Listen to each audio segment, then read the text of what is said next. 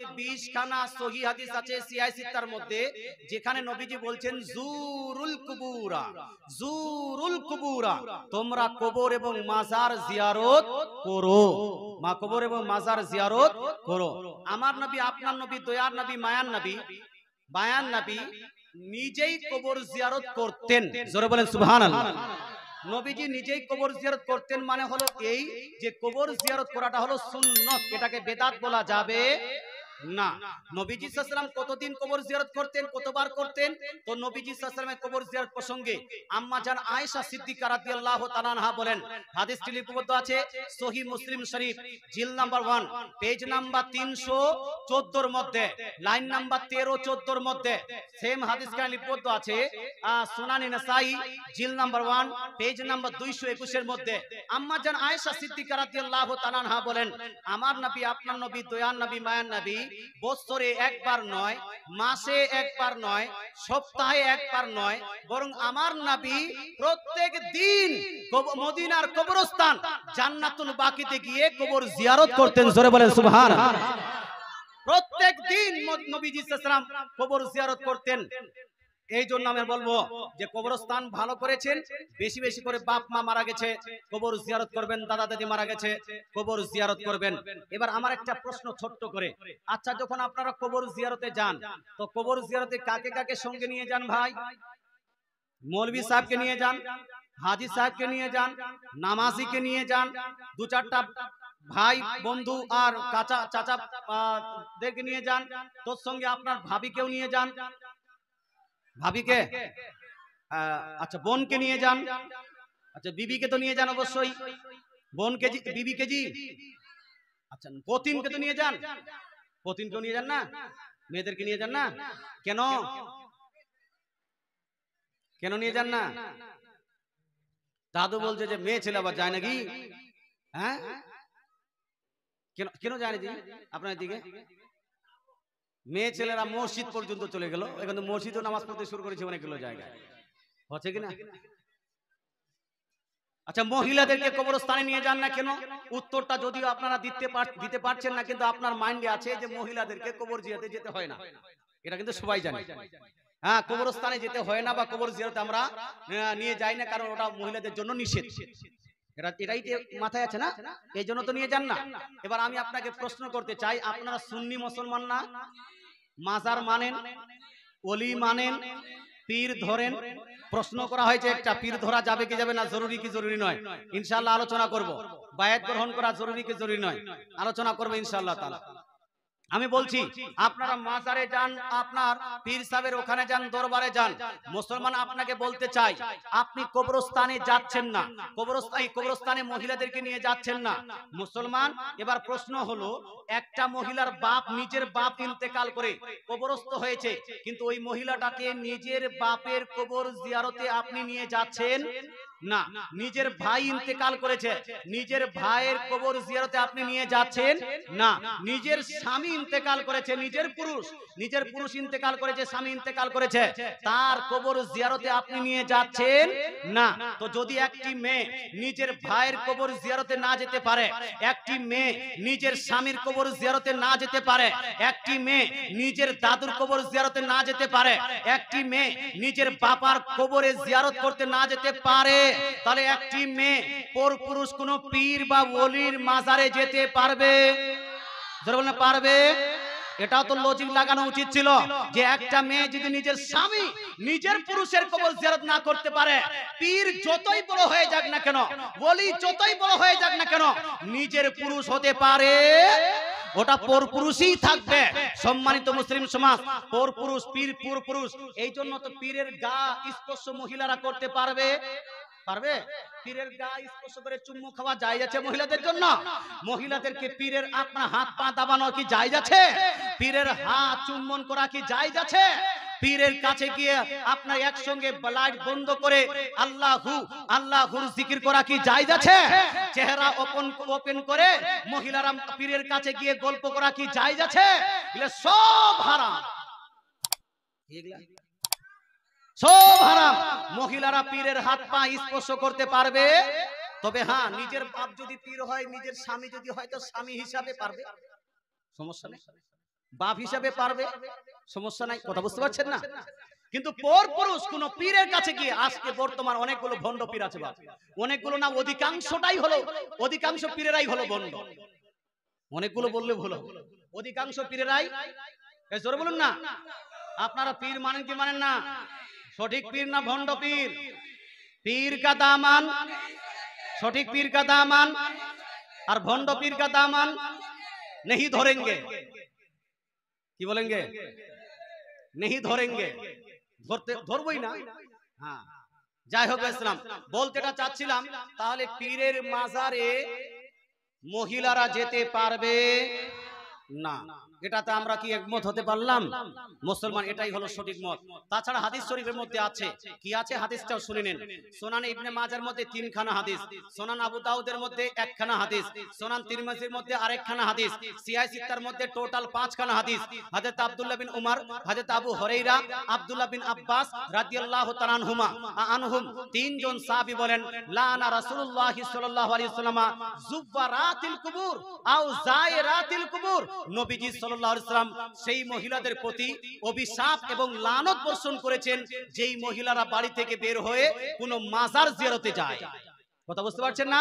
যেই মহিলারা কবর জিয়ারত, মাজার জিয়ারতে যায়, তাদের প্রতি নবীজি অভিশাপ এবং লানত করেছেন।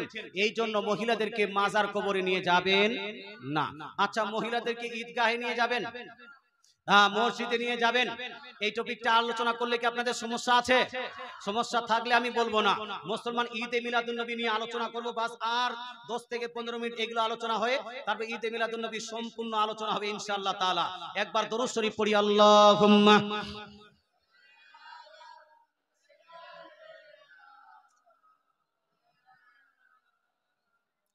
ওয়া আলা আলিহি।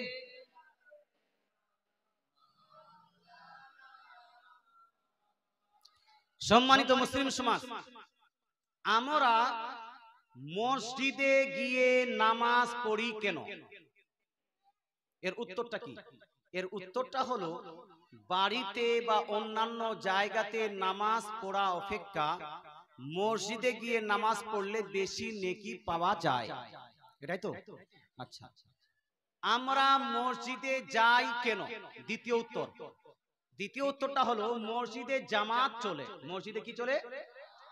ওই বাড়িতে একাকী নামাজ না পড়ে মসজিদে গিয়ে জামাতের সহিত কেউ যদি নামাজ পড়ে, নবী বলছেন তার কমসে কম 25 গুণ বেশি নেকি হবে। জোরে বলেন সুবহানাল্লাহ। মানে বাড়িতে নামাজ পড়লে 100 নেকি যদি পান, মসজিদে গিয়ে নামাজ পড়লে 2500 নেকি পাবেন। তো বেশি নেকি পাওয়ার জন্য আমরা কোথায় যাই? মসজিদে। আচ্ছা, যদি উল্টা হতো যে মসজিদে নামাজ পড়া অপেক্ষা বাড়িতে নামাজ পড়লে নেকি বেশি পাওয়া যাবে, তাহলে আমরা কোথায় যেতাম? বাড়িতে নামাজ পড়তাম না মসজিদে যেতাম? বাড়িতে পড়তাম, এটাই তো লজিক। সম্মানিত মুসলিম সমাজ, এবার আসি মহিলাদের মসজিদে গিয়ে নামাজ। এই প্রসঙ্গে আমাদের গোটা হিন্দুস্তানে আগে নজির ছিল না যে কোন মসজিদে গিয়ে মহিলারা নামাজ পড়ে বা ঈদগাহে গিয়ে নামাজ পড়ে, এটা নজির ছিল না। কিন্তু আস্তে আস্তে আস্তে আস্তে এখন বাড়ছে আছে, বাড়তে আছে, বাড়তে আছে। ঈদগাহও যাচ্ছে, মসজিদেও যাচ্ছে। যারা যাচ্ছে তাদের হিসাব তারা দিবে, কিন্তু তাদেরকে দেখে আপনারা যাবেন কি যাবেন না, আপনারা মহিলাদেরকে নিয়ে যাবেন কি যাবেন না, এই বিষয়ে আলোচনা করতে চাই। কথা বুঝতে পারছেন না? তাদের হিসাব তারা দিবে, কিন্তু আপনারা নিয়ে যেতে পারবেন কি পারবেন না। হাদিসটি শুনুন, পুরুষের নামাজ সব থেকে উত্তম নামাজ হলো মসজিদে গিয়ে জামাতের সহিত নামাজ পড়লে। সুনান তিরমিজি, আবু দাউদ, ইবনে মাজাহ, বুখারী, মুসলিম, তিরমিজি, মিশকাত সব জায়গায় হাদিস কমনলি লিপিবদ্ধ আছে। 25 গুণ, কমসে কম 25 গুণ বেশি নেকি পাবেন। কোন কোন হাদিসে আছে 27 গুণ বেশি নেকি পাবেন। কথা বুঝতে পারছেন? এবার মহিলাদের ক্ষেত্রে, মহিলারা মসজিদে গিয়ে বেশি নেকি পাবে না বাড়িতে নামাজ পড়লে বেশি নেকি পাবে? কোনটা? কোনটা? যদি মসজিদে গিয়ে বেশি নেকি পায়, তাহলে হানাফি সমাজের মহিলাদেরকে আমি বলবো, আর হানাফি সমাজের, সুন্নি সমাজের পুরুষদেরকে বলবো যে আপনারা নিজ নিজ মহিলাদেরকে মসজিদে নিয়ে যান, আর মহিলাদেরকে বলবো নিজে নিজে নামাজগুলো মসজিদে পড়ে আসেন। কারণ নেকি যদি মসজিদে গিয়ে বেশি পাওয়া যায়, তাহলে আমরা বাড়িতে নামাজ পড়বো কেন? কথা বুঝতে পারছেন না? মহিলাদের নেকি যদি মসজিদে বেশি হয় তাহলে বাড়িতে নামাজ পড়বে কেন? কাল কিয়ামতের মাঠে উত্তপ্ত ময়দানে কঠিন আযাবের দিনে একটা নেকি যদি আপনার কম হয়ে যায় তাহলে আমি কি আপনাকে নেকি দিব বাপ? আপনার স্ত্রী একটা নেকি কম হয়ে গেলে আপনি কি দিবেন? আপনার বাবা কি দিবে? ওর শাশুড়ি কি দিবে? ওর শ্বশুর কি দিবে? ওই মহিলাটা আমার কাছে যদি নেকি চায়, মুফতি সাহেব বক্তৃতা তো করে গিয়েছিলেন, একটা নেকি আমাকে দিন, আমি কি দিব? দিব না। তাহলে মহিলাদেরকে ওটাই করা উচিত যেই যেই যেই জায়গাতে নামাজ পড়লে মহিলারা নেকি বেশি পাবে, নেকি। এবার হাদিসটা শুনুন। এই হাদিসটি লিপিবদ্ধ আছে সুনানে আবু দাউদ। কোন কিতাব বললাম? সুনান আবু দাউদ সিয়াহ সিত্তার অন্যতম হাদিস গ্রন্থ। হাদিসের মান হলো সহিহ। কেউ কালকে যায়িফ আর জাল বলবেন না। অনেকগুলো পণ্ডিত মহাপণ্ডিতকে দেখা যায় যারা জালসা চলাকালীন ডাইরেক্টলি তো বলে না কিছু, আর তারপরে দিনে কি বলে, এই দেখো সব জাল হাদিস আর জয়ীফ হাদিস দিয়ে গেছে। বলে কি বলে না? যদি বলতেই হয় জাল হাদিস আর জয়ীফ হাদিস, এখনই বলো বাবা, এখনই বলো, কালকে বলো না। আমি আপনার সঙ্গে ঝগড়া করবো না, ঝামেলা করবো না, তুমি দেখিয়ে দিবে, আমি মেনে নিব। কথা বুঝতে পারছি? হ্যাঁ, কালকে গিয়ে নয়, সাধারণ পাবলিককে ধোকায় দিবেন না। আমি যে হাদিসটি পড়লাম সেই হাদিসটা হলো সুনান আবু দাউদ জিল নাম্বার 1, হাদিস নাম্বার সুনান ইবনে দাউদের ইন্টারন্যাশনাল রেফারেন্স হাদিস নাম্বার 570। কত নাম্বার হাদিস বললাম? 570 এর মধ্যে আল্লাহর নবী, সারা বিশ্বের নবী, দয়ার নবী, মায়ার নবী সুস্পষ্ট হাদিসের মধ্যে বলছেন মহিলারা কোথায় নামাজ পড়লে বেশি নেকি পাবে। তো নবীজি ইরশাদ করেন। আচ্ছা, তার আগে একটু আমাদেরকে বাড়িটা বুঝাতে হবে। বাড়ি যেটা থাকে কিনা, বাড়িতে অনেক রকম জায়গা থাকে।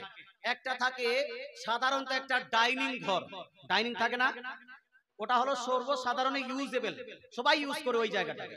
তারপরে একটা হলো বেডরুম, বেডরুম হয় না, এটা একটু পার্টিকুলার বা একটু নির্দিষ্ট হয়। আর একটা হয় অন্দরমহল, হয় কি হয় না?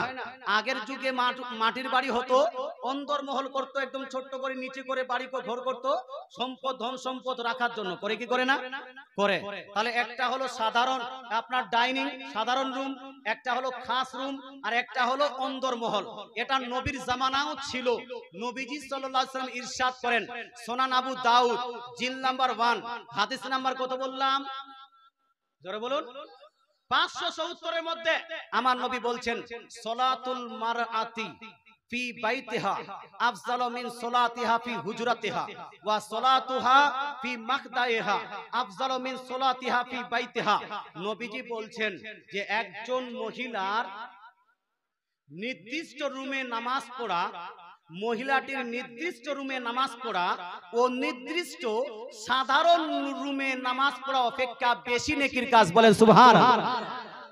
নির্দিষ্ট রুম অর্থাৎ বেডরুমে নামাজ পড়া, জেনারেল রুমে নামাজ পড়া অপেক্ষা বেশি নেকি, বেশি উত্তম। আগে নবী ইরশাদ করেন, ওয়া সলাতুহা ফি মাকদাইহা, আর মহিলাদের অন্দরমহলে নামাজ পড়া, বেডরুমে নামাজ পড়া অপেক্ষা বেশি নেকি। জোরে বলেন সুবহানাল্লাহ। কথা বুঝতে পারছেন না? এখানে নবীজি কি করলেন? বাড়িতে নামাজ পড়তে বলছেন, তবে বাড়িতেও নবীজি সাল্লাল্লাহু আলাইহি ওয়াসাল্লাম তিনটা ভাগ করেছেন বাড়িটার। একটা হলো সাধারণ রুম, একটা হলো বেডরুম, একটা হলো অন্দরমহল, যেটাকে আমরা লুকানো রুম বলি। হ্যাঁ, গ্রাউন্ড ফ্লোর এখন বলা হচ্ছে। নবীজি বলছেন সাধারণ ঘর থেকে, সাধারণ রুমে নামাজ পড়ার থেকে মহিলাটা যদি বেডরুমে নামাজ পড়ে, নির্দিষ্ট রুমে নামাজ পড়ে, বেশি নেকি পাবে।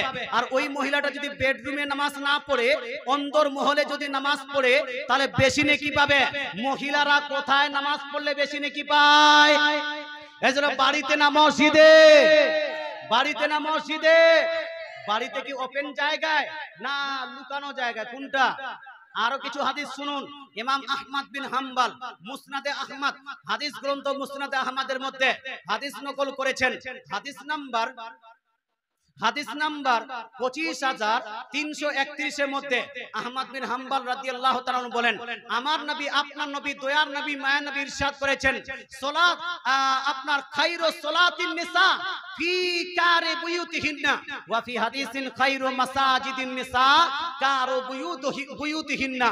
দয়ার নবী, মায়ার নবী ইরশাদ করেন, একজন মহিলার সবথেকে উত্তম সাজদা করার জায়গা, নামাজের জায়গা হলো তার বাড়ির ঘরের কোণা। জোরে বলেন সুবহানাল্লাহ। আরেকটা হাদিসে নবীজি ইরশাদ করেন, একজন মহিলা গোটা জীবন নামাজ পড়েছে, এর মধ্যে সবথেকে বেশি নেকি পাবে ওই নামাজে যেই নামাজ মহিলা নিজের বাড়ির ঘরের কোনায় নামাজ পড়েছে। জোরে বলেন সুবহানাল্লাহ। আচ্ছা শোনান, বাইহাকি শরীফের হাদিস, এই হাদিসে হাদিস নাম্বার 5445 এর মধ্যে 5445 এর মধ্যে নবীজি ইরশাদ করেন, মা সাল্লাত ইমরাতুন সালাতান আহাব্বা ইলাল্লাহি মিন সালাতিহা ফি আশাদ্দি বাইতিহা যুলমাতান। নবীজি বলছেন একজন মহিলা গোটা জীবন যতগুলো নামাজ পড়ে এর মধ্যে সবথেকে উত্তম নামাজ, সবথেকে নেকির নামাজ, আল্লাহ তাআলার কাছে সবথেকে পছন্দনীয় নামাজ হলো সেই নামাজ যেই নামাজ মহিলা নিজ বাড়ির সেই জায়গায় পড়বে যেই জায়গাটা একটু অন্ধকারাচ্ছন্ন জায়গা, যেটা কি অন্ধকারাচ্ছন্ন জায়গা, অর্থাৎ আলো থেকে অন্ধকারে নামাজ পড়লে মহিলারা বেশি নেকি পায়, মহিলাটি বেশি নেকি পায়। এবার আপনাকে বলি তো, আমি 4খানা হাদিস পড়লাম, এই 4খানা হাদিসে নবীজি কোথায় মহিলাদের নামাজকে উত্তম বলেছেন? বাড়িতে না মসজিদে? বাড়িতে, বাড়ির কোনায় না বাড়ির আপনার আঙ্গিনায়? বাড়ির কোনায়, যেখানে আলো বেশি না যেখানে আলো কম। এই আঙ্গিনার থেকে, এই আপনার কোনার থেকে যেটা অন্দর মহল আছে, যেটা লুকায়িত রূপ আছে, ওই রুমে বেশি নেকি পাবে না আপনার মসজিদে বেশি নেকি পাবে? লুকায়িত রুমে। এবার আমি বলতে চাই, বাড়িকে ত্যাগ করে মসজিদে গিয়ে নেকি কম হলো, এই নেকি যদি কম হয় তাহলে মহিলারা মসজিদে যাবে না বাড়িতেই নামাজ পড়বে? যেখানে বেশি নেকি সেটাই করা উচিত। এটাই মৌলবীদেরকেও বলা উচিত ছিল, মাস্টারদেরকেও বলা উচিত ছিল, ডাক্তারদেরকেও বলা উচিত ছিল, নায়কদেরকেও বলা উচিত ছিল। কিন্তু মানুষ আজকে সোজা কথা বুঝে না বাপ, ওই ডাক্তার মাস্টার নায়ক খলনায়কের পাল্লায় পড়ে আপনার আস্তে আস্তে মহিলাদেরকে মসজিদে নিয়ে যাওয়া শুরু করেছে। আল্লাহ তাআলা আমাদের হানাফি সমাজের মানুষকে বুঝার তৌফিক দান করুক, আমল করার তৌফিক দান করুক। আমরা মহিলাদেরকে মসজিদ এবং ঈদগাহে নিয়ে যাইনি, আগামী তো যাব, জোরে বলতে যাব। আল্লাহ তাআলা বুঝার তৌফিক দান করুক। এখন একটু আমাদের সিম্পলি প্রশ্ন, যেটা তারা করে থাকেন, ও ভাই, যদি মহিলাদের মসজিদে গিয়ে নামাজ পড়লে নেকি কম হয় বা মহিলা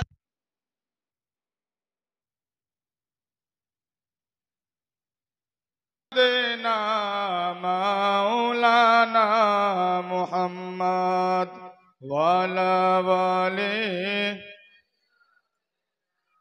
মাওলানা মুহাম্মদ সাল্লাল্লাহু আলা মুহাম্মদ।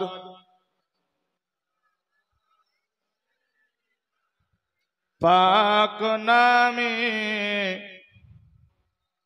हरदम ज़बान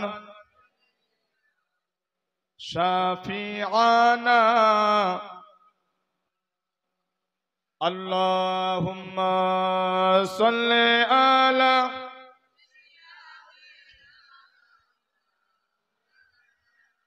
मुहम्मद वाला वाले মাওলানা সাল্লাল্লাহু তাআলা আলাইহি ওয়াসাল্লাম। সম্মানিত মুসলিম সমাজ, একটা সাধারণত প্রশ্ন হয় যে বুখারী, মুসলিম, তিরমিজি, নাসাই, আবু দাউদ এই সমস্ত হাদিস গ্রন্থ যদি আপনারা পড়েন, বাংলা বা উর্দু বা যাই হোক না কেন, এই বইগুলোতে লেখা আছে যে নবীজির জামানায় মহিলারা মসজিদে গিয়ে নামাজ পড়তো। নবীজির জামানায় মহিলারা মসজিদে গিয়ে নামাজ পড়তো। তো যদি নবীজির জামানায় মহিলারা মসজিদে গিয়ে নামাজ পড়েন, তাহলে আমাদের জামানায় মহিলারা মসজিদে যাবে না কেন? কথা বুঝতে পারছেন? এটা একটা প্রশ্ন, বুখারী মুসলিমে আছে, আমি সেটাকে মানছি আছে, কিন্তু এর প্রেক্ষাপটটা বুঝতে হবে। প্রেক্ষাপটটা হলো এই, শুরু ইসলাম যখন প্রচার শুরু হলো, সেই সময় নবীজি সাল্লাল্লাহু আলাইহি ওয়াসাল্লাম সাধারণত সাহাবাদেরকে বলতেন, হে আমার সাহাবায়ে কেরাম, লা তামনাউ আমা আল্লাহ মাসাজিদ আল্লাহ, বুখারী মুসলিম তিরমিজি সব জায়গায় হাদিসটা আছে। সাহাবায়ে কেরাম, তোমরা তোমাদের মহিলাদেরকে মসজিদে আসতে নিষেধ করো না, মসজিদে আসতে নিষেধ করো না, অর্থাৎ নিষেধ হচ্ছে বাপ। আর আপনারা শুনছেনও খুব জোরদার। এই তাগিদে একবার নারা লাগান তো, নারায়ে তাকবীর, আল্লাহু আকবার, नाराए तकबीर, नाराए रिसालत, नाराए रिसालत। सरकार की आमद, सरदार की आमद, मक्की की आमद, मदनी की आमद, अरबी की आमद, हाशमी की आमद, कुरैशी की आमद, सरदार की आमद, दिलदार की आमद। नाराए तकबीर, नाराए रिसालत। ইয়া রাসূলুল্লাহ। এর অর্থ হলো আপনাদের জুলুস করে অভ্যাস আছে, জুলুস করে অভ্যাস আছে। হ্যাঁ, মানে মুডটা একটু ওই জালসাটা ওই বৃষ্টির জন্য একটু মুডটা হয়তো তৈরি হচ্ছে না, তো আপনাদের জোশ দেখে বলার ইচ্ছা করছে, বলবো ভাই, বলবো। আচ্ছা, ওই বিষয়টা একটু কিছুক্ষণ জন্য দাঁড়াই। যে নবীর জামানায় মহিলারা মসজিদে যেতেন, পরক্ষণে এই আপনি বলছে আমরা মহিলাদেরকে মসজিদে নিয়ে যাব না কেন? এর অনেকগুলো উত্তর আছে বা উত্তর আছে। আচ্ছা, এখন যদি একটা গাধা জবাই করে, গাধা গাধা বুঝেন আপনারা, গাধা জবাই করে মাংস নিয়ে এসে আপনাকে দেওয়া হয়, আপনি খাবেন কি খাবেন না? হ্যাঁ, কেন খাবেন না? প্রথমে তো সাহাবায়ে কেরাম এর জামানায় গাধা তো জবাই করে খাওয়া হয়েছে, আপনারা খাবেন না কেন? কারণটা কি? হ্যাঁ, এই যে হারাম বলছে, ঘোড়ার গোশত খাওয়া যাবে, কেন যাবে না? বুখারী শরীফের মধ্যে, সুনান ইবনে মাজার মধ্যে একাধিক হাদিস আছে যেখানে গাধা ঘোড়ার গোশত খাওয়ার বৈধতা প্রসঙ্গে হাদিস আছে। কথা বুঝতে পারলেন না? সাহাবারা জবাই করে খেয়েছেন, এটা প্রমাণ বুখারীতে আছে। কিন্তু আমরা খাই না কেন? তার কারণটা হলো এই যে যদিও বুখারীতে আছে, কিন্তু ওই হাদিসগুলো হলো পূর্বের হাদিস, এটা হলো কিন্তু পরের হাদিসগুলো যেটা এসেছে, যেখানে বুখারী শরীফ জিল নাম্বার 2 আপনার ফাতিহে খাইবার চ্যাপ্টার নেম ফাতিহে খাইবারে নবীজি বলছেন যে আজ থেকে তোমাদের গাধা ঘোড়া খাওয়া বন্ধ। জোরে বলেন সুবহানাল্লাহ। মানে যা খেয়েছো খেয়েছো সামনে, আর খাওয়া চলবে না। তো খাওয়ারও হাদিস আছে আর না খাওয়ারও হাদিস আছে। যে খাবার হাদিস পাচ্ছে ও খাবার হাদিসগুলো পড়ছে, আর যে সব মিলিয়ে পড়ছে, যে সব মিলিয়ে পড়ছে সে খাওয়া না খাওয়া দুইটাই পেয়ে বুঝে শুনে না খাওয়ার হাদিসের উপর আমল করছে। জোরে বলেন সুবহানাল্লাহ। কথা বুঝতে পারছেন না? তদ্রূপ এক হাদিসের মধ্যে আবু দাউদ শরীফের হাদিস, নবীজি বলছেন লা তামনা লা তাকুলু লুহুমাল আযাহি ফাওকা সালাসাতি আইয়াম। হে আমার উম্মত উম্মতিরা, তোমরা কুরবানির গোশত 3 দিনের বেশি খাবে না। নবীজি বলছেন 3 দিনের বেশি কুরবানির গোশত খাবে। কোথায় আছে এটা? হাদিসের মধ্যে জি। কিন্তু আপনারা খান কি খান না? খান কি খান না? 3 দিনের বেশি কুরবানির গোশত খাচ্ছেন, আপনারা কেন খাচ্ছেন? হাদিসে তো আছে খাবেন না, আপনি খেলেন কেন? তার কারণটা কি? আপনি বলেন হুজুর হাদিসে আছে খাবেন না, আর হাদিসে এটাও আছে, কি আছে?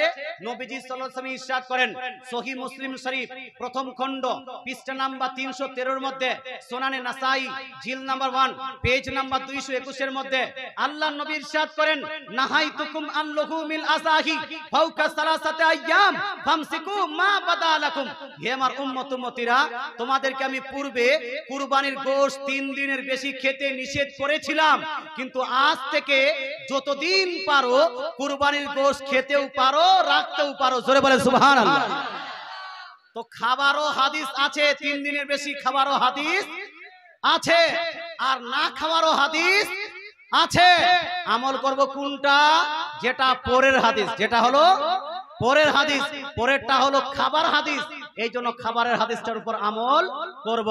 মহিলাদের মা কি বলছে, মসজিদে যাবারও হাদিস আছে আর না যাবারও হাদিস আছে, দুইটাই আমরা বলছি আছে, তবে আমল করা হবে একটার উপর, আর ওটা করতে হবে পরের হাদিসের উপর। আর পরের হাদিসটা হলো মহিলাদের জন্য মসজিদ নয়, বাড়ির বারান্দা, বাড়ির কোনায় এবং বাড়িতে নামাজ পড়লে মহিলারা বেশি নেকি পাবে। জোরে বলেন সুবহানাল্লাহ, জোরে বলেন না সুবহানাল্লাহ। কিছু কারণবশত নবীজি সাল্লাল্লাহু আলাইহি সাল্লাম 3 দিনের বেশি কুরবানির গোশত খেতে নিষেধ করেছিলেন। কিছু কারণবশত মহিলাদেরকে মসজিদে যাওয়ার অনুমতি দিয়েছিলেন। আবার কারণটা শেষ, মহিলাদের মসজিদে যাওয়াটাও শেষ। এখন মহিলারা নামাজ পড়বে কোথায়? কিন্তু এত বিস্তারিত তো আলোচনা করবে না, খালি হাদিসের নাম্বার দিবে আপনাকে। ফালা হাদিস নাম্বারে এটা আছে মহিলারা মসজিদে গেছে, ফালা হাদিসে আছে এই মহিলারা মসজিদে গেছে। তা আমিও তো বলছি রে ভাই যে মহিলারা মসজিদে গিয়েছিলেন, এটার হাদিস আছে, কিন্তু তুমি বলো না এটা আগের হাদিস না পরের হাদিস। এটা বলো, এটা বলে মানুষকে বুঝাও, তারপরে বুঝবো যে তোমার হাদিসের উপর আমল করছে না হানাফিদের উপর আমল করছে। জোরে বলে সুবহানাল্লাহ।